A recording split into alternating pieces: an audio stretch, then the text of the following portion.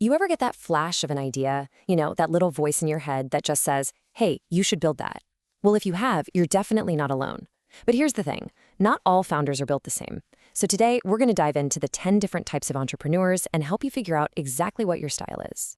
So, what's your superpower? Seriously, are you the visionary who can see the future? Or maybe you're the operator who can turn a chaotic mess into a smooth running machine. Let's figure it out together. Let's unlock your unique founder profile. Okay, here's our game plan. First, we're going to look at what makes up your entrepreneurial DNA. Then we'll meet the visionaries, the builders, and the scalers. And by the end of this, you'll not only know which type you are, but you'll have a much clearer idea of what to do next. You ready? Let's do it. Let's just get one thing straight right from the start. There is no single right way to be an entrepreneur. It's not a one-size-fits-all kind of deal. Think of it more like a massive toolkit. The goal here isn't to squeeze you into some pre-made box, but to help you find your sharpest tool and build your entire strategy around it. First up, let's talk about the trailblazers. These are the folks who live right at the beginning of the journey, the place where brand new ideas are born and big opportunities are snatched up. They're either dreaming up something nobody's ever seen before, or they're the ones who spot a golden opportunity way before anyone else does. So first, you've got the innovator. This is the classic visionary. They're not just thinking about a better mousetrap. They're inventing a teleportation device for mice. They absolutely live for the what if and are always pushing the boundaries. The big question that drives them isn't just, is my idea good, but is my idea genuinely new? Next up, meet the opportunist. Now, if the innovator is the one who creates the giant wave, the opportunist is the pro surfer who sees it forming from a mile out and just goes for it. They paddle like crazy and ride that wave all the way in. For them, speed is everything. They see a gap in the market and boom, they're already filling it while everyone else is still trying to figure out what happened. And rounding out this first group is the necessity entrepreneur. They don't always start out with a grand dream. They start with a deadline. Their motivation is survival, plain and simple, and that pressure makes them incredibly resourceful. They're not trying to build a rocket to Mars, they're trying to build a bridge to pay next month's rent, and they become absolute masters at making it happen fast. So we've met the people who come up with the big ideas. But look, an idea is really just a starting point, right? So now let's meet the architects, the founders who take that initial spark and actually build the skyscraper. These are the folks who turn a messy, chaotic startup into a company that can actually last. In this group, we've got the serial entrepreneur. For them, building one successful company isn't really the end goal. It's just, practice for the next one. They're kind of obsessed with the process of building itself. So with every new company, they're not really starting from scratch. They're just whipping out their well-worn playbook and running the plays again, only this time, even faster and a whole lot smarter. And right here, we have the builder/operator. I like to think of them as the unsung heroes of so many great companies. They might not be the person who had that first eureka moment, but they are absolutely the one who turns that eureka into a real, scalable business. They're the calm in the middle of the storm, the ones who create the systems that keep the whole thing from falling apart. And last in this crew is the intrapreneur, kind of like a secret agent of innovation. They have the soul of a startup founder, but they've got the security badge of a big company employee. They know exactly how to work the system to get wild, groundbreaking projects off the ground from the inside. Basically, building a startup with the safety net of a major corporation.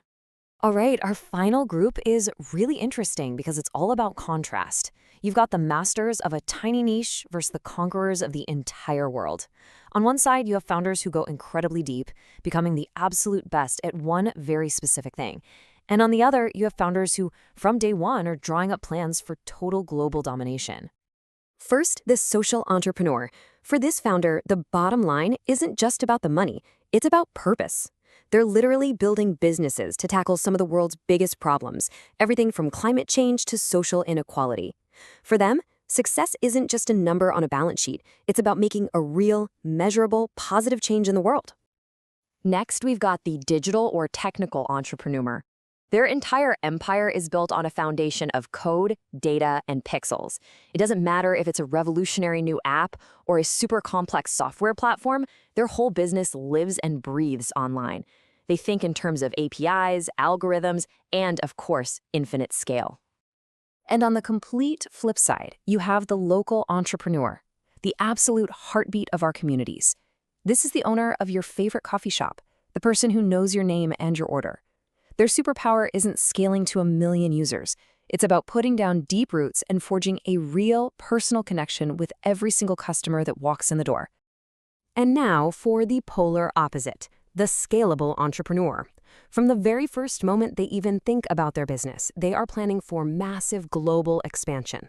Their goal isn't just to win over their neighborhood, it's to win the world. They are obsessed with growth, and their whole vocabulary is full of words like blitz scaling, market penetration, and Series A funding. All right, so you've met the whole cast of characters, from the big dreamers to the methodical builders to the world changers. Now for the really fun part. Let's turn the spotlight away from them and put it squarely on you. Take a good look. Which one of these just clicks for you? Do you see yourself in the innovator, with a notebook full of wild ideas? Or the builder, who loves a good spreadsheet?